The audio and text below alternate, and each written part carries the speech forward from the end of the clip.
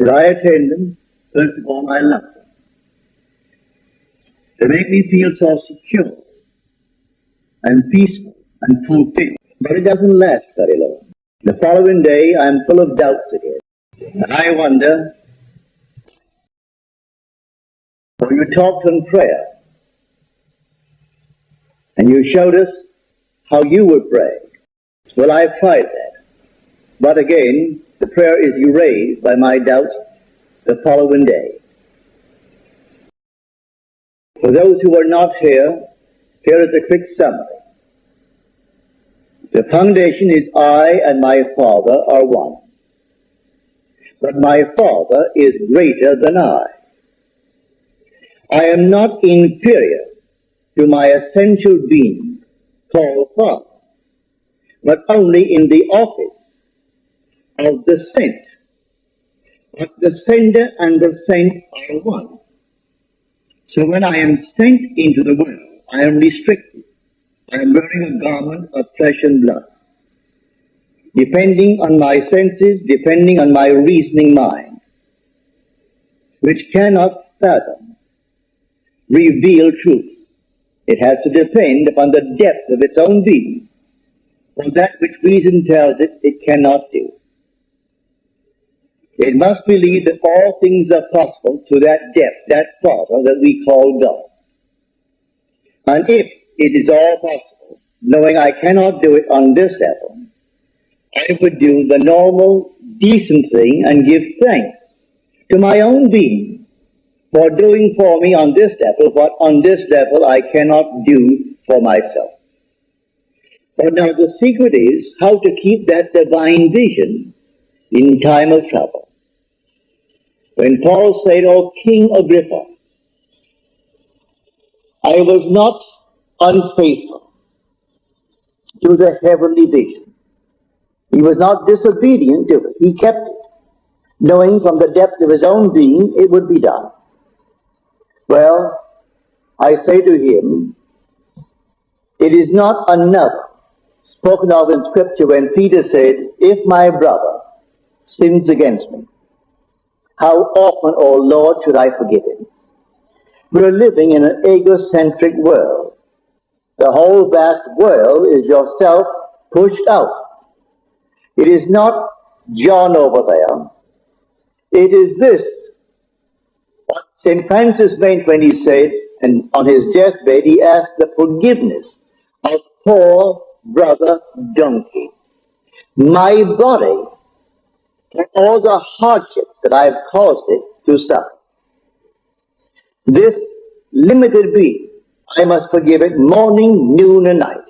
So when the Lord answered 70 times 7, that does not mean 490 times.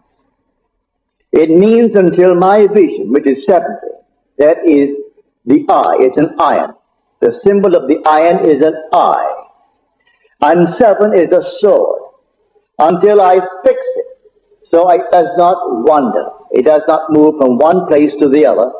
I am not disobedient to the divine vision.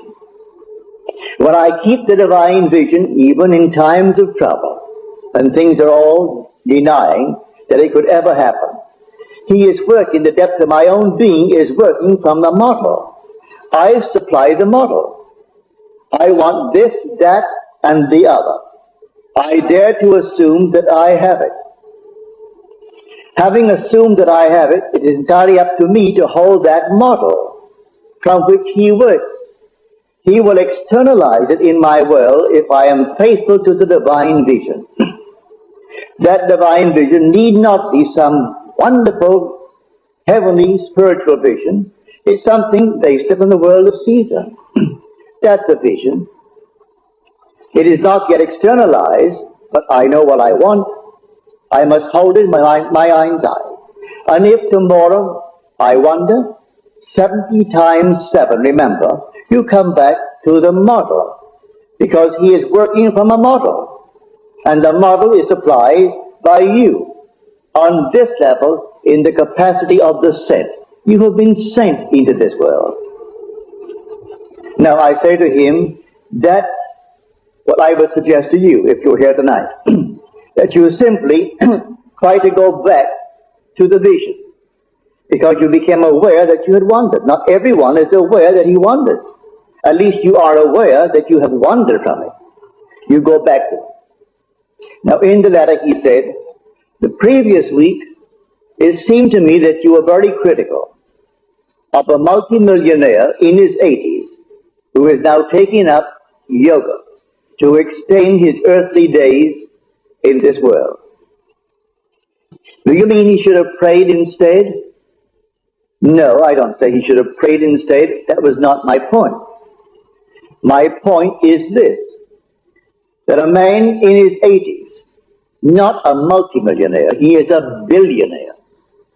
A billionaire is one who has in excess of $1,000 million, not a few $1 million. In any man's language, $1 million is an awful lot of money. But a billion is 1,000 million. And he still wants more, and he's in his 80s. And to prolong his body that he may gratify that hunger, he's taking up yoga. And he thinks he's a very spiritual man because he doesn't eat certain foods, and he doesn't drink, he doesn't smoke. So he is a holy man in his own eyes. But I will say this for him. He cannot, by my saying to him, you should now change your attitude towards life and want the spiritual things of life. No, the hunger hasn't come upon him. He has a hunger for Caesar's dollars. And as long as that hunger remains, he has to gratify it. So I'm not critical of him. I use him only as an example. But I'm fully aware of the fact that he has not yet had that hunger as you're told in the book of Amos. The 8th chapter of Amos, the 11th verse. I will send a famine upon the earth. It will not be a hunger for bread, nor a thirst for water, but for the hearing of the word of God. Well, he doesn't have that hunger. So at the age of 80 plus, he still has a hunger for things in this world. What Scripture warns us in the 13th chapter of Hebrews and the 6th chapter of 1 Timothy. Be free. Let your life be free from the love of money. For the love of money is the root of all evils. Didn't say a few evils, all evils. You can trace it back to what money means to man. Money means power. All the wars in the world are economic wars. When man thinks that he can lead his nation into war and get more markets for his people, more of these things, it's all economic. And so, if he thinks he can, he does it. And all wars are economic wars. They reach a certain point and they break forth into violence. But before wars come, it's still an economic war. And it's based upon the love of money. I'm not saying we shouldn't have money. I need money to pay rent. I need money to buy clothes, to buy food, and do the normal things of life. I'm not denied that. But to fall in love with money and to want money for money's sake is simply a false concept of power. I am speaking of an entirely different power. And may I tell you, all the power of this world is like a little firecracker compared to the power of which I speak. The day is coming, and you'll realize this power. It's all within you, and you will arrest it. You'll feel it within you, and you will arrest it. And the whole vast world that you are perceiving will stand still. It's absolutely still and dead. You can change its motivation while it's still, and then release the power within you, and it will execute the change motivation and think it initiated the change. That's power. There's not a thing in the world comparable to such power. It's all within a man. The day will come, man will have access to that power. In that day, he'll know he is God. So I am not criticizing the man for wanting another billion. I use him only as an example to present it to you who come here, that you are not on that track. I trust you are not. If you needed money, certainly ask for it. And then if you do not know how to bring it into your world, then give thanks to the depth of your own being. As you're told, commune with your own heart on your bed and be silent. So you commune in the sense, what would it be like if it were true? What would the feeling be like if it were true? Well, then you assume that feeling. You wear that feeling. That's a vision. And then that forms a mold. And the depth of your own being, who is your Father, who is God, the ultimate God, takes that mold, and from that mold he externalizes. Because he has ways and means that the surface mind knows not of. So that's what I meant when I used this man as an example only, but certainly not to criticize him. You are told, and this is scripture, I am from above, and you are from below. He's not speaking to another. He is speaking to himself.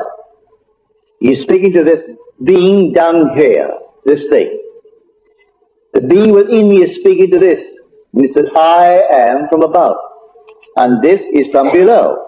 It was born from the womb of my mother, my earthly mother.